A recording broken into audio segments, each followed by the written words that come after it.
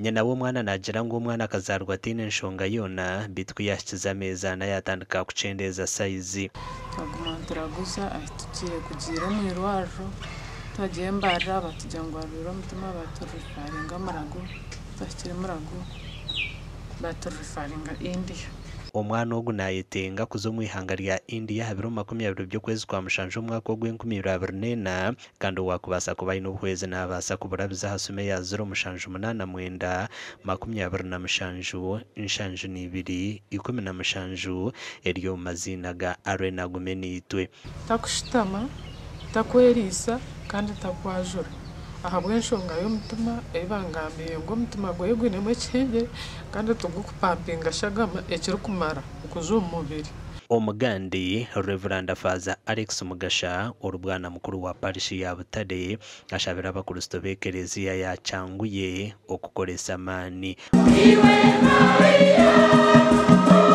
ogwabira ryo mu kereziya ya Nyakitaraka erukushango mugombora ya Nyakazi batawona kanso obabiri batayayire kereziya ya Cyangunje erukushango mugombora y'Engaju.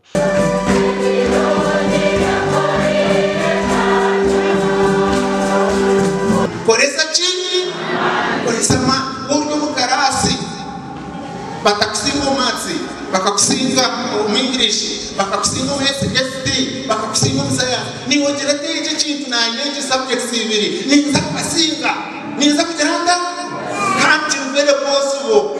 Jivene wati abakristo bagizire ngo gukora omukagona n'amakereziya gandi kiriyo nikireta hwentunguka kandi yaje nakagwaka abakwera nyakitara abacanguje bije babahumuriza ni cyabanya na cyamuje ni mwabanya kitara kabuje muteremeka tujoroboto kandi tankabeshongozi omukago gwitu tugwihire mbukuru habo kuba nutiza stayerana tuyambangana tuherezana obuhagizi ambukwatine nebyentunguka sente twarundine twagora mwenanga miliyoni 120 twazo wabo nabona ureba bijane nanga nabo bagure nanga bwenu twembija na nide twateka ngo hati tukore ki omukago gwitoko twateka ngo abo kwenda kimsa kurungi na tukagera maraka marungi twicarizana ngo tugure byoma ibyo mebe bimazireho miliyoni 2.4